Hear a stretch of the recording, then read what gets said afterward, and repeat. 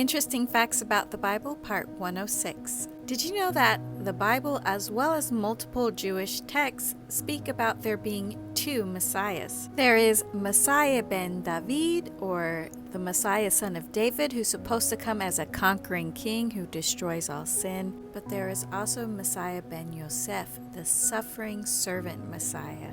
We see that the Qumran, which is the Dead Sea Scrolls, talk about at least two messiahs. Then in Zechariah 2, 1-4, we see that the Lord is showing him four craftsmen, or the four horns. The Talmud identifies these four craftsmen as Messiah son of David, Messiah son of Joseph, Elijah the prophet, and the righteous high priest. Now we also see this in Daniel 7:13, where it says he sees a vision, and on the clouds one like a man was coming, and he came up to the Ancient of Days and was brought before him.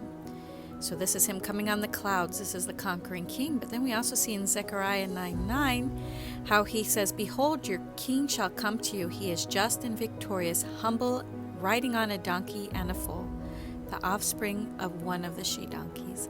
So this is just like Yeshua, how he rode on the donkey into Jerusalem, and they laid down those palm leaves, and he came as their king. Even the Talmud says, if they, the Jewish people, are worthy, the Messiah will come with the clouds of heaven. If they are not worthy, he will come lowly and riding upon a donkey. So was Messiah supposed to be a suffering servant or a victorious king? And as this article from One for Israel says, the reason why many Jews dismiss that Yeshua is Messiah is because they only look to the conquering king. They try to claim that Messiah was never supposed to suffer or die at all, but rather that the Messiah was to be a king who would come to save and conquer. But Isaiah 53 clearly says that he would suffer, that he would be pierced and bruised for our transgressions. In that chapter, Isaiah 53 was always considered by the sages to be a prophecy about the suffering of Messiah. They only changed the belief on that after Yeshua had already come and died. So the first coming of Messiah was the suffering servant Messiah, son of Joseph, and Yeshua's father was literally named Joseph.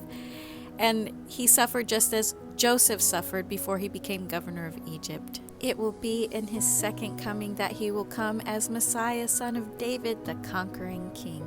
He fulfills both Messiahs.